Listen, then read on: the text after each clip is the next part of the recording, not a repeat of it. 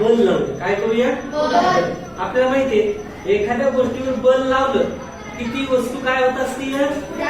पुढे जाते किंवा ती काय करते? जागा बदलते. आणि जर गतीमध्ये अशी वस्तू काय करते? काय होते? तिच्यावर जर बल लावलं तर थांबते किंवा दिशा बदलते. काय करते? दिशा. आता इथं बघूया आपण या पुढच्यावर काय करूया? आपण बल लावूया. म्हणजे याला आपण काय करूया? अशी टिचकी मारूया. काय झालं आता?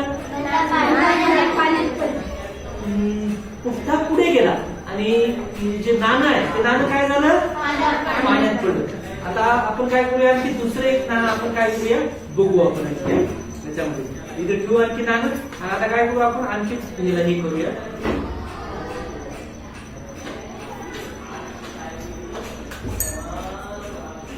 पुठ्ठा काय झाला? पुढे गेला आणि काय झालं? नाणं मध्ये पडलं. असं का होत असेल? पृथ्वीच्या अंगी असलेलं गुरुत्व बल त्या नाण्याला खाली खेचून देतं. आणि आपण बल कुणावर लावलं होतं बरं? पुठ्ठ्यावर. बल पुठ्ठ्यावर लावलं होतं का त्या नाण्यावर लावलं होतं? पुठ्ठ्यावर लावलं होतं. आणि मग बल पुठ्ठ्यावर लावल्यावर पुठ्ठा काय झाला? आणि नाणं खाली का पडलं? खेचून घेतलं. आणि नाण्याच्या अंगी काय असते? नाण्याला काय असतं? गुरुत्व बलाने काय झालं? ते खाली गेलं ते. आणि पुठ्ठा काय झाला? पुढे गेला. नाही.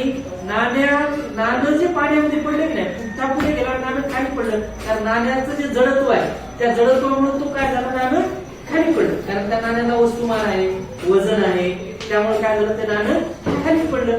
आणि पुठ्ठा मात्र काय झाला? पुढे गेला.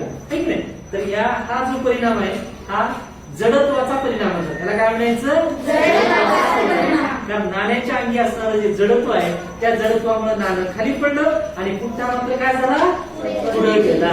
आपण आता दोन्ही नाणे बघितले. काय झालं? पुठ्ठा झालं का?